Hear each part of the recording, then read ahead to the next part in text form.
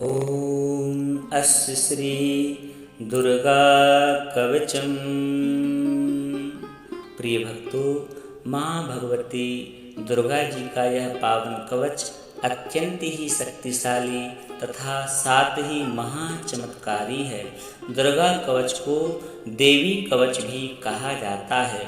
श्री दुर्गा सप्तशती के पाठ से पहले दुर्गा कवच का पाठ किया जाता है। इसे श्रवण करने मात्र से माँ भगवती अपने भक्तों पर अपार कृपा बरसाती हैं और भक्त माँ भगवती की कृपा दृष्टि का पात्र हो जाता है। भगवान श्री हरि विष्णु के सुदर्शन से, भगवान भोलेनाथ के त्रिशूल से और इंद्र के वज्र से कई गुना अधिक शक्तिशाली यह रक्षा कवच है। यह माँ भगवती का परम कल्याणकारी कवच है। इस कवच का पाठ करने से देवी भगवती अपने भक्तों पर प्रसन्न होकर के उनकी हर तरह से रक्षा करती हैं। आइए इसे श्रद्धा और भक्ति के साथ में श्रवण करते हैं। ओम नमश्चंडिकायै। महर्षि मार्कंडेय बोले कि हे पितामह, संसार में जो गुप्त हो और जो प्राणियों की सब तरह से रक्षा करता हो और जो आपने किसी को आज तक बताया ना हो, वह कवच मुझे बताइए। तो परमपिता ब्रह्मा जी कहने लगे कि अत्यंत गुप्त व सब प्राणियों की भलाई करने वाला कवच मुझसे सुनो।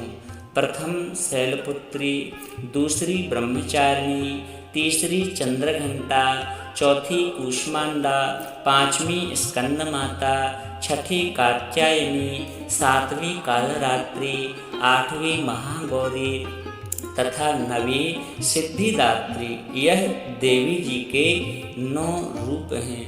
यह 9 दुर्गा कहलाती हैं। आग में जलता हुआ, रण में शत्रु से घिरा हुआ, विषम संकट में फंसा हुआ मनुष्य यदि दुर्गा जी के नाम का स्मरण करे तो उसको भी कभी भी हानि नहीं होती। रण में उसके लिए कुछ भी आपत्ति नहीं होती और ना उसे किसी प्रकार का दुख या भय होता है। हे देवी, जिसने श्रद्धा पूर्वक तुम्हारा स्मरण किया है उसकी वृद्धि होती है और जो तुम्हारा चिंतन करते हैं उनकी तुम निसंदेह रक्षा करने वाली हो। चामुंडा प्रेत पर, वाराही भैंसे पर, रौद्री हाथी पर, वैष्णवी गरुण पर अपना आसन जमाती हैं। माहेश्वरी बैल पर, कौमारी मोर पर और हाथ में कमल लिए हुए विष्णु प्रिया लक्ष्मी जी कमल के आसन पर विराजती हैं।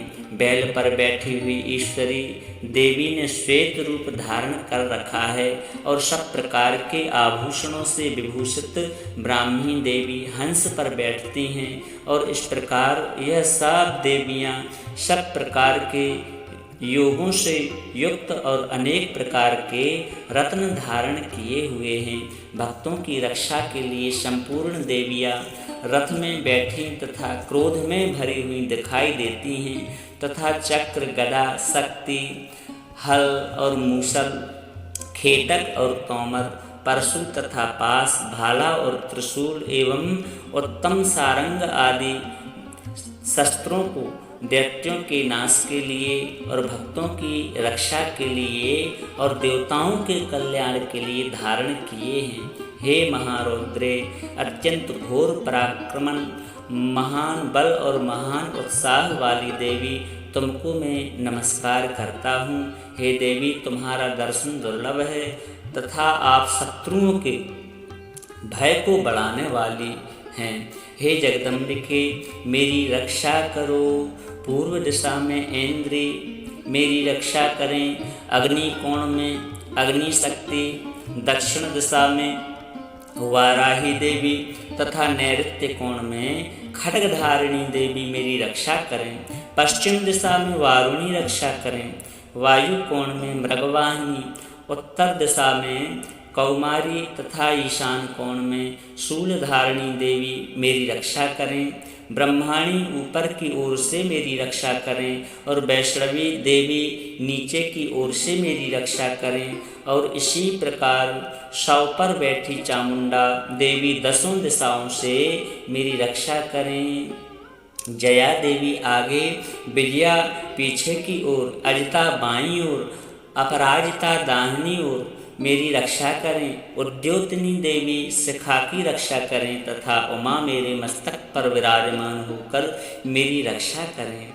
इसी प्रकार ललाट की मालाधरी देवी रक्षा करें और यशस्विनी देवी मेरी भौहों का संरक्षण करें। भौहों के मध्य भाग में त्रिनेत्रा, नथनों की यमघंटा देवी रक्षा करें। नेत्रों के मध्य में शंखिनी देवी और द्वारवासिनी देवी कानों की रक्षा करें। कपोलों की कालिका देवी और कानों के मूल भाग की भगवती शांकरी रक्षा करें। सुगंधा नासिका में और चर्चिका ऊपर के ओंठ में, अमृतकला नीचे के ओंठ की सरस्वती देवी जीव की रक्षा करें। कौमारी देवी दांतों की और चंडिका कंठ प्रदेश की रक्षा करें। चित्रघंटा गले की और महामाया तालु की रक्षा करें। कामाक्षी देवी ठोड़ी की और सर्वमंगला मेरी वाणी की रक्षा करें। भद्रकाली गर्दन की और धनुर्धरी पीठ के मेरुदंड की रक्षा करें। कंठ के बाहरी भाग की नीलग्रीवा और कंठ की नली की नलकुंवरी रक्षा करें। दोनों कंधों की खड्गनी और वज्र धारिणी मेरे दोनों बाहों की रक्षा करें। दोनों हाथों की दंडनी और उंगलियों की रक्षा अंबिका देवी करें। शूलेश्वरी देवी संपूर्ण नखों की, कुलेश्वरी देवी मेरी कुक्षी की रक्षा करें। महादेवी दोनों स्तनों की और शोक विनाशिनी देवी मन की रक्षा करें। ललिता देवी मेरे हृदय की और शूलधारिणी उदर की रक्षा करें। कामनी देवी नाभि की और गुह्येश्वरी गुह्य भाग की, पूतना और कामिका लिंग की और महेशवाहिनी गुदा की रक्षा करें। संपूर्ण कामनाओं को पूर्ण करने वाली महाबला देवी दोनों जंघाओं की रक्षा करें। विंध्यवासिनी दोनों घुटनों की और तेजसी देवी दोनों पाँवों के पृष्ठभाग की, श्रीधरी पाँवों की उंगलियों की, तलवासिनी तलुओं की और दंष्ट्रा कराली देवी नखों की रक्षा करें। ऊर्ध्वकेशनी केशों की, वागेश्वरी वाणी की रक्षा करें। रोमावलियों के छिद्रों की, कौबेरी और त्वचा की वागेश्वरी देवी रक्षा करें।